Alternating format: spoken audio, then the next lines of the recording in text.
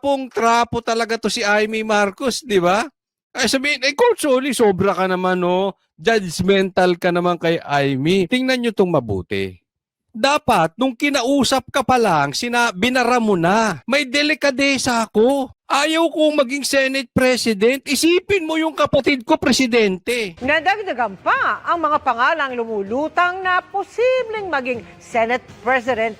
Ay, grabe, no? May pagtatalo na. 'Di ba? Meron na nagpapahiwatig na gustong maging Senate President. Si Chis Escudero at saka si Tito Soto. Oh, yan lang ha. Oh, may tanong ako sa inyo. Kung yan lang talaga ang magtatapat as Senate President, sino sa dalawa mas gusto nyo at bakit? Si Chis Escudero at si Tito Soto. Pero meron pang pangatlo. Umiepal. May gusto pa maging Senate President. O tingnan natin kung sino tong epal na ito.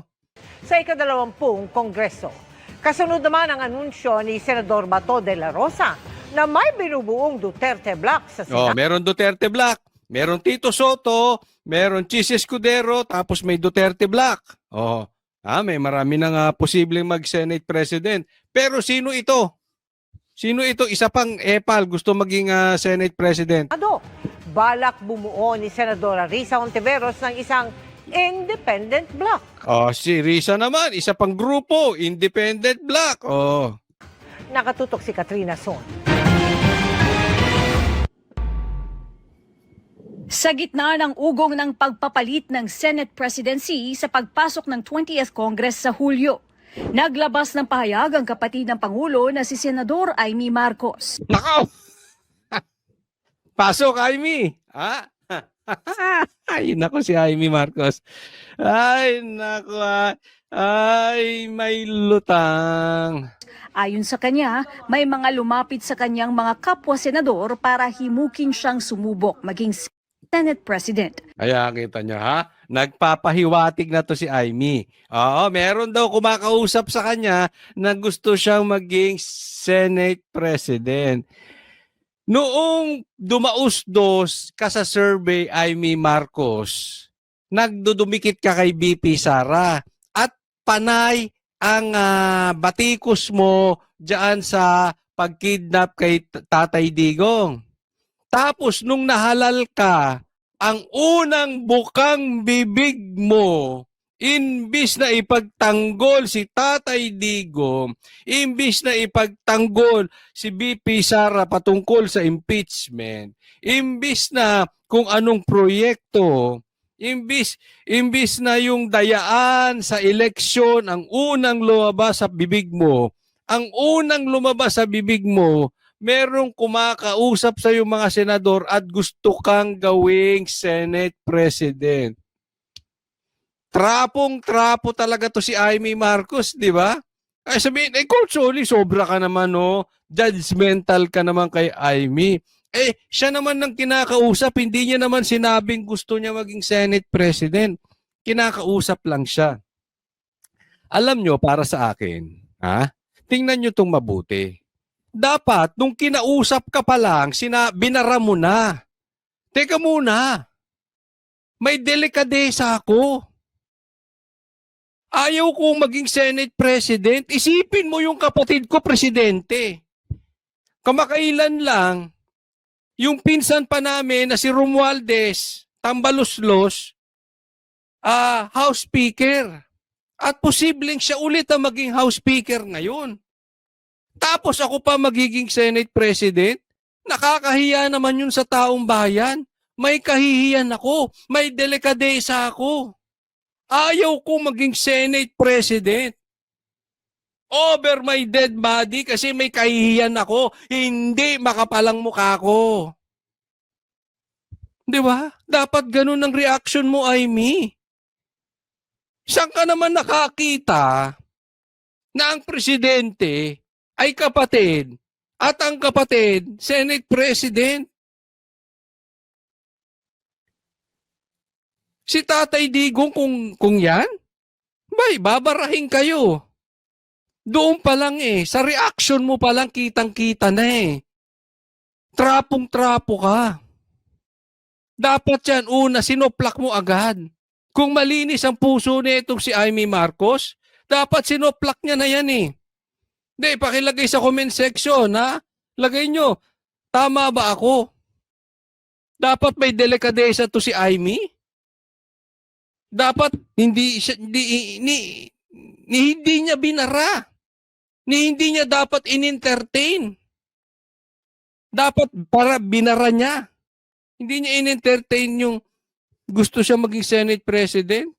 Pambira, kakahiya naman kayo mga Marcos talaga, Hindi niya tinukoy kung sino ang mga kumausap sa kanya. Nauna nang lumutang ang pangalan ni Senator-elect Kasi alam mo sa akin, hindi na importante kung sinong kumausap sa kanya. Dapat yung reaction mo ang importante. Sinupalpal mo na. Okay lang si Tito Soto, okay lang si Chis Escudero Pero ikaw, ano yan? Papantapat nyo sa Duterte Black? Ano yan? Ako talagang nabubuo yung isip, yung sinabi sa amin ni Tatay Digong. Personally, sinabi sa amin sa Banateros yan. Ayaw niya nung PI. Dahil uupo ang mga Marcos ng pangmatagalan pag nabuo yung PI na yan. Then here you are, Amy. Parang bumubuo kayo ng triangle opens. Bongbong Marcos, Senate President, Amy Marcos, House Speaker, tambaluslos. Mahiya naman kayo talagang mga pamilyang Marcos. Tito Soto na siya raw hahamon sa liderato ng kasalukuyang Senate President Chis Escudero. Kinumpirma ni Senator-elect Erwin Tulfo ang panliligaw ni Soto at Escudero para Ayan, nagliligawan na. So, yan ang maugong ngayon. Okay? Sana naman hindi na umepal to si Amy. Kaya nga tinanong ko kayo kanina kung ang pagpipilian lang ay si Soto at si Chis Escudero, kanino kayo? Lagay nyo dyan. Kay Soto ko as Senate President. Kay Chis Escudero ko as Senate President. O, ganon, lagay nyo dyan. makuha ang kanyang suporta. Pareho raw siyang inimbitahan ng dalawa para personal na makausap. Kinausap niya ako. Sabi niya, nagpahiwatig naman talaga siya na gusto niyang tumakbo as Senate President. Sabi ko, sige boss, pero hindi pa ako nag-commit. I did not make any commitments. Ganon din kay Senator Chis. Nung tinawagan ako ni Senator Chis, sabi ko, sige po, I'll listen. Dagdag niya, mahaba raw ang naging pag-uusap niya at ng kanyang kapatid na si Senator Raffy Tulfo ukol dito. Nag-usap kami ni Senator Raffy, mahaba-habang diskusyon namin kagabi. May gusto siya, dalawa lang naman yan Anong gusto niya? Babae? Joke lang. Senator Chis at saka Senator Soto. So, nag-usap kami. Sabi niya, ito yung gusto ko. Nauna nang sinabi ni Senador Bato de la Rosa na nakatanggap rin siya ng text mula kay Escudero tungkol sa issue. Ang posisyon ng Senate President ang ikatlong pinakamataas na pwesto sa pamahalaan. Malaking usapin din ito ngayon sa gitna ng nakaumang na impeachment trial ni Vice President Sara Duterte. Nagugulong na sa pagbabalik Yan, napaka-importante niyan, no? As Senate President, dapat ay may yung patas. Yung, sa akin lang yung patas, no? Kasi baka sabihin nyo bias ako. Hindi, kasi ako sa tingin ko talaga wala talagang kasalanan si Amy. Hindi siya dapat talaga ma-impeach. Kung ang basihan natin yung kanyang death threat, napakaliwanag naman kung papatayin siya. Kung ang basihan naman natin yung confidential funds, mas malaki pa ang confidential funds ni Marcos. So, this is public knowledge na talaga naman pinupolitika siya, no? Pero dapat ang pagpili mag-iingat po sa pagsuporta ang Duterte Black na yung talagang hindi kayang diktahan ng Marcos. Yung hindi i-impeach si BP Sara. Hindi yan pagiging bias. Kasi lantaran namang pinipolitika lang ang mga Duterte. Alam ng lahat yan. Kahit grade 2, alam yan. Ang hindi lang nakakaalam yan, yung mga talagang panatiko at saka yung mga bias. Pero kung ikaw ay talagang tapat, alam mong walang kasalanan si VP Sara. Yes, she is not perfect. Pero yung mga reklamo sa kanya sa impeachment, alam naman nating walang katotohanan. No? So, sa pagpili nyo diyan kay Chis Escudero at saka kay Tito Soto, sino ba diyan yung talagang magiging patas at hindi kayang hawakan ni Bongbong Marcos sa liig, ni Romualdez sa liig, ng pera sa liig, ng kapangyarihan sa liig. Yun ang importante diyan, no? Pero wag si Amy, ha? Wag si Amy. Nakakadiri na tayong Pilipinas. Kung ang ilalagay nyo pang mga senador si Amy, mahiya kayo sa buhay ninyo, ha? Ang sesyon sa Hunyo. Si Senator Riza Ontiveros naman, sinabing kung ang Duterte Bloc ang lalabas na minorya sa Senado, bubuo siya ng ikatlong grupo ng Independent Bloc kasama sina Senator-elect Bam Aquino at Francis Pangilinan. Bubuo siya ng grupo, 3. Independent Bloc. Tawagin mo na lang yung 3 sabaw. Sabaw-sabaw. Eto si Kiko, isipin mo, nanalo to kung umigop ng sabaw na hindi naman nahigop. Kumain lang sa kaldero, pambira. Ito si Bam Aquino, isa pa tong walang alam eh. Yung naging Aquino lang yan eh. Oh. Bumuo kayo. Ako, suggestion ko lang to ha. Suggestion lang ito ha. Wala tayong pinagbibintangan. Suggestion lang to. Suggestion. Riza Ontiveros. Buo kayo ng grupo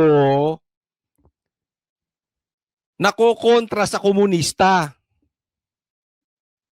Yung tunay na lalaban sa CPP-NPA. Yan ang magulo sa bansa natin eh. Yan bang mga kasama mo lalaban sa CPP-NPA? Okay. Hindi, sige, buuin mo yan. Karapatan mo yan eh. Bahala kayo sa buhay ninyo. Naguguluhan ako sa mga taong hindi marurunong bumoto. Hindi ko alam kung binoto nga ba to ng mga tao o makina bumoto rito sa dalawang ito. Paano nanalo pa ito? Di ba kayo nag-iisip? Aga-aga, iniinit yung ulo ko. Wala po akong planong... Huwag ka magpapopo. Hindi ka malinis. Ha? Magantay ka lang. Sabi nga ni BP Sara, ano yun? Yung may saba-saba? Basta yun. Ha? There will be a time of reckoning. Sisiguraduhin mo na hindi ka nagpapabricate ng ebidensya, Riza Ontiveros. Siguraduhin mo. Hindi tayo nagbibintang. Pero pag nagpapabricate kayo ng ebidensya, asahan ninyo, lalabas at lalabas at lalabas ang katotohanan. Wait lang kayo. Tumali sa isang Duterte Bloc. Kung makukuha nila yung label ng minority, may option pa rin po ako or kami kung magdesisyon po kami tatlo na lang isang naman kayo. independent bloc na magpapatuloy talaga sa pag-check and balance, magpapatuloy sa pag-fiscalize, at pati sa labas ng Senado, magpapatuloy sa pagbubuo ng oposisyon. Paano kayo naging oposisyon? Hindi nyo nga kine-question yung pag-kidnap kay Tatay Digong. Hindi nyo nga kine-question yung flood control projects. Hindi nyo nga kine-question yung mga maling gawain ni Bongbong Marcos. Paano kayo naging oposisyon? Oo lang kayo ng oo. Nagagamit pa nga kayo sa kalokohan ni Marcos eh. Anong ginawa nyo sa KOJC? Tandem-tandem kayo. Oh. Anong ginagawa nyo sa mga Duterte? Paano oposisyon? Kampi-kampi kayo, kinakain ninyo, suka ninyo. Apaka-plastic ng babaeng ito. Apaka-hipokrito. Hipokrita. Santo-santita. Sa Duterte at kina Presidente. Para sa GMA Integrated News. Yan. Aga-aga. O sige, next topic po tayo. Ito, next topic natin. Claire Castro, nadulas, takot si BBM humarap sa media. The podcast of the president, podcast number 1. Kailan pa yung next? Kasi, well, this many who have Podcast number 1. So, ibig sabihin, maraming planong podcast si BBM. Ang tanong, ang matagal ko nang sinasabi at matagal ko nang kine-question kay BBM, even nung lumabas yung podcast, kine-question ko na sa kanya ito. At ngayon, itatanong sa kanya. Pakinggan ninyo. Parehas kami nang nasa isip. seen it are saying that he showed, that he was empathizing with the people. But, parang walang spontaneity daw. Sana po hindi masyadong curated. Kailan ba kami Di ba? Scripted eh. Yun ang problema dyan sa podcast na yon. Halatang halata eh. Scripted. Kailan ba kami makakaasa na may susundan ba po itong podcast number 1? Kailan ang susunod? Kailan susundan ang podcast number 1? Yes, there will be more. Kita mo, nauutal-utal siya. Pansinin nyo, pag sumagot to si Claire, pag about Duterte, yung atake, yung confidence ni Claire, yung hindi siya nagkakabulol-bulol, talagang talagang atake. Pag yung kahinaan ni Marcos, iko-consult ko, hindi ko alam yan, nagkakabulol-bulol, ganyan ulitin natin, si Claire. Be more podcast to there will be more. 1. Yes, yes, there will be more. Yes. Diba? Sa atake ba niya kay Duterte, nagagaganyan yan? Alam mo kasi ito si Claire. Alam niya kasi, palpak talaga yung amo niya. So ang strength niya, mang-asar lang sa Duterte. That's it. Nothing more, nothing less. Yung posisyon niyang yan is to attack Duterte. Not to defend the president or even ipakita yung magandang gawa ng presidente. Sa bagay, mahirap talagang i-defend ang presidente. Alam mo yung naiisip ko dyan? Yung nakakita na ba kayo ng gorilyang nilagyan ng makeup? Ang hirap pagandahin, di ba? Yan ang trabaho ni Claire. Kaya pag ang tanong is about Bongbong Marcos, hindi ko pa alam, hindi pa namin napag-usapan. Di ba? Pag tanong kay Duterte, straight siya. Nagbubulol-bulol. At saka, siya? Yung unsure siya sa sagot niya. Why? Palpak kasi talaga yung amo niya. Parang pangit na gorilya na pagagandahin mo. Ang papel ni Claire is just like a makeup artist ng isang gorilya. So kahit anong gawin niya, pangit talaga, hindi mo mapapaganda yung gorilla eh. Anong gagawin niya? Ililigaw niya. Sabi niya, sige nga, paano mo pagagandahin yung gorilla? Tatanungin si Claire. Anong sasagot niya? Alam nyo, kasalanan lang ni Duterte yan eh. Si Duterte, hindi maganda. Si Duterte, ugaling tiyonggo. Yun ang style. Iligaw. Alisin. Yung pangit ni Bongbong Marcos, iba to sa iba. Pero kahit anong bato mo sa iba, the fact remains, yung amo mo, tiyonggo pa rin. Podcast to come. So that he will be the one speaking to the people. Naku, ginamit pa. He will be the one to speak. Talk to the people ba yan, Claire? Talk to the people? all his feelings, all his frustrations, all his happiness, on his Wala kaming pakialam sa frustrations niya. Wala kaming pakialam sa feelings niya. Wala kaming pakialam sa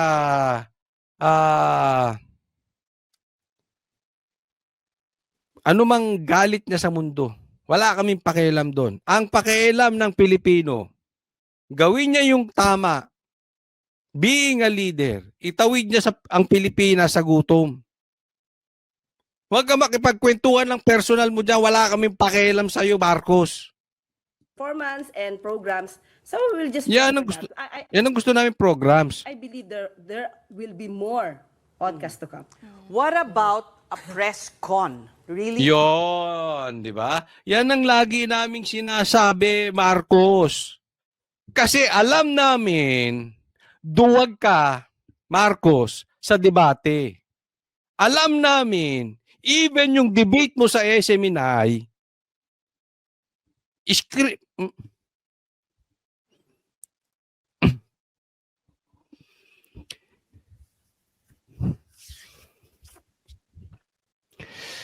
duwag ka, Marcos. Walang laman ito. Ayan ang totoo.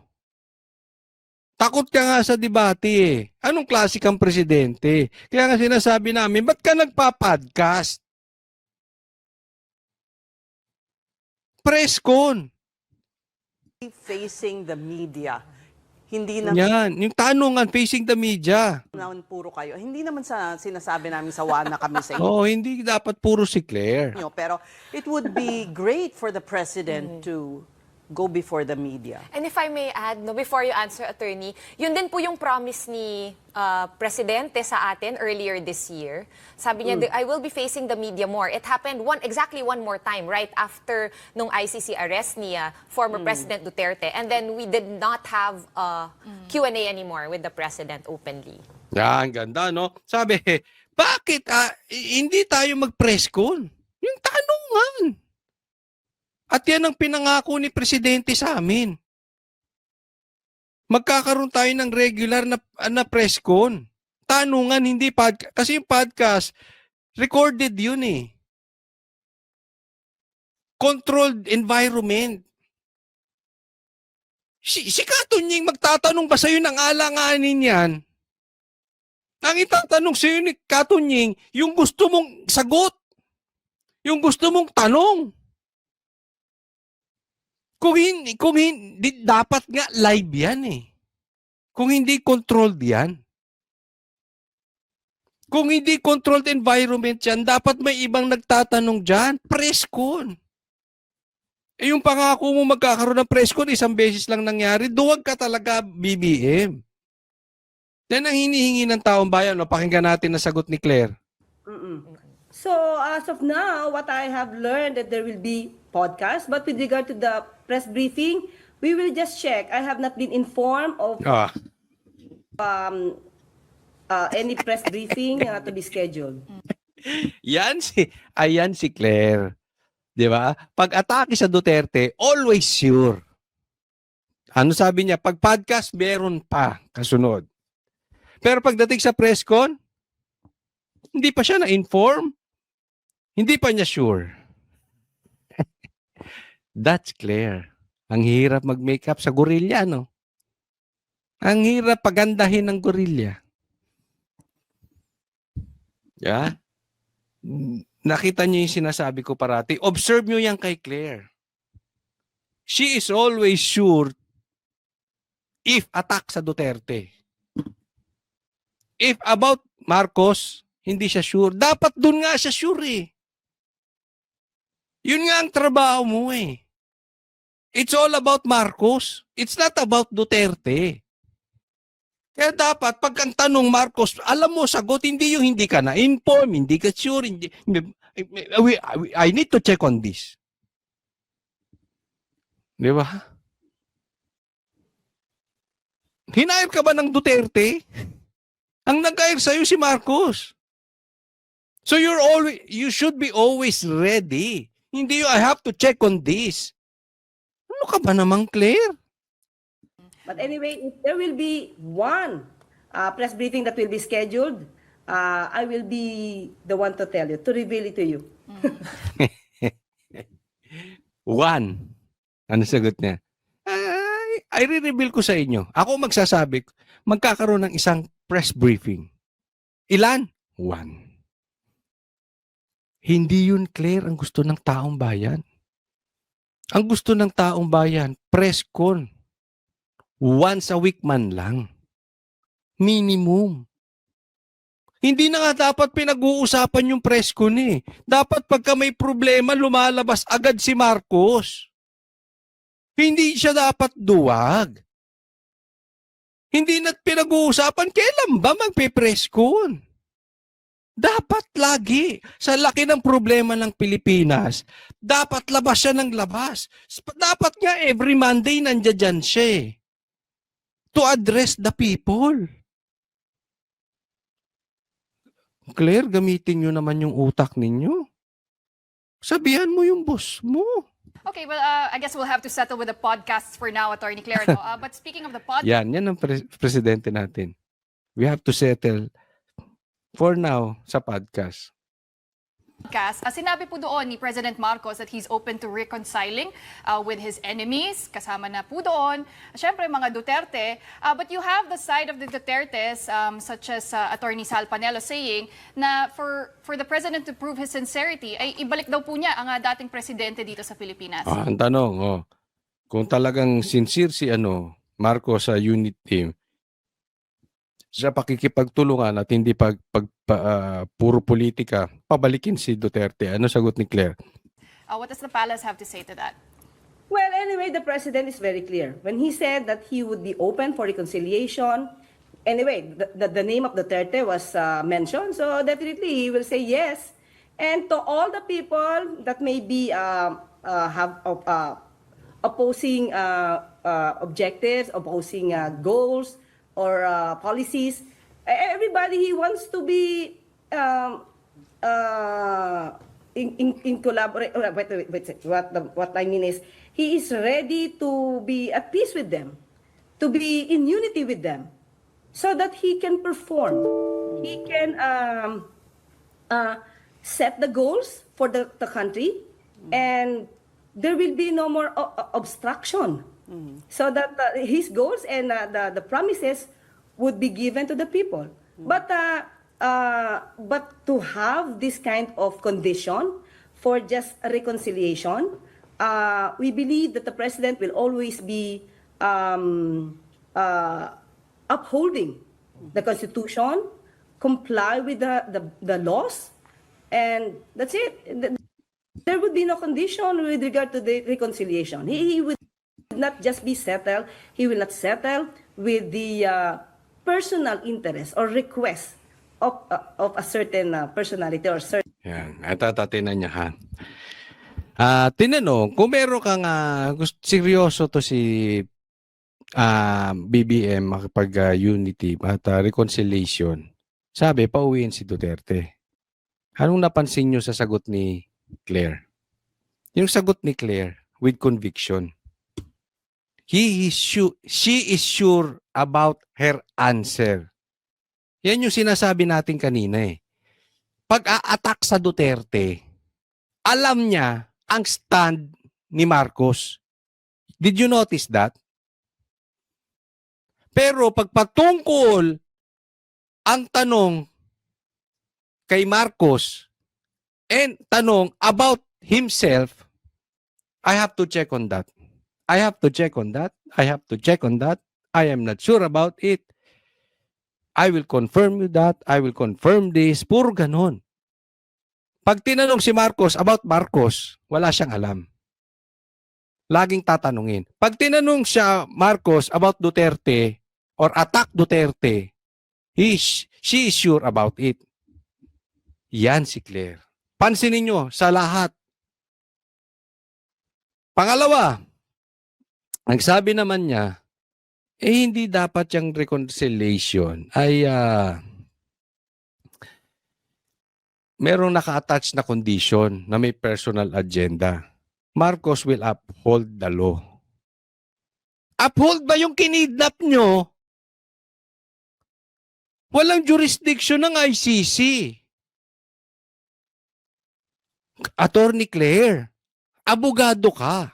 Alam mong ang daming nalabag na batas. What upholding the law are you talking about? Anong batas ang sinasabi mo? 'Di ba? Ang sabi nito, yung reconciliation dapat walang kondisyon na na personal agenda. Hindi po personal agenda 'yon. Kasi kung habol nyo talaga is about habulin ang confidential funds, bakit kay Sara lang?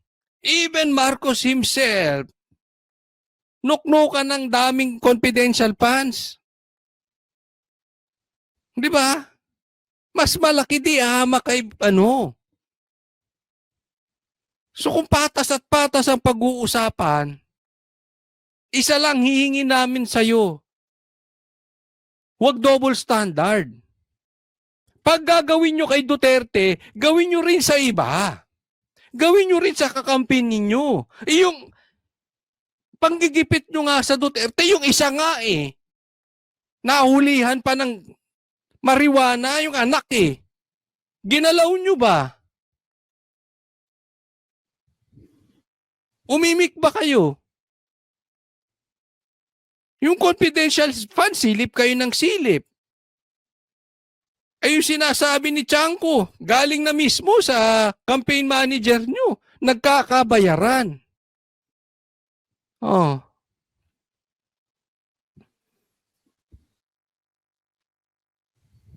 Inimik nyo ba? Kinestyon nyo ba ang confidential funds ni Marcos na sobrang laki? Oh, ito mahirap sa inyo Double standard kayo, napaka-hipokrito ninyo. Pero pansinin ninyo, ha? Bakit tinanong ni Katunying yun kay Marcos? Sa tingin ninyo, random question yon? Hindi. Gusto ni Marcos tanungin siya about it. Kaya nga yan ang mahirap sa podcast Alam natin, controlled nung ini-interview. Hindi yung nang i-interview. Wala silang katunayan na yan ay talagang hindi pain tanong. Hindi tanim tanong. Pinain yan ni Marcos. Gusto ni Marcos yan. Yung tanong na yan. Otherwise, press con sana ang ginawa niya. So bakit sa tingin ninyo gusto ni Marcos tanong sa kanya yan? Para sa taong bayan, siya yung mukhang mabait. Gusto niya makipagbati sa Duterte. Style ni Marcos yan Marcos is always cleaning the outside. Panglabas lagi ang nililinis. Pero hindi katotohanan. Tingnan mo. Wag na daw, magtrabaho na lang, wag mamuliti ka. Tinanggal si Arnel Ignacio. Mamaya i-discuss natin.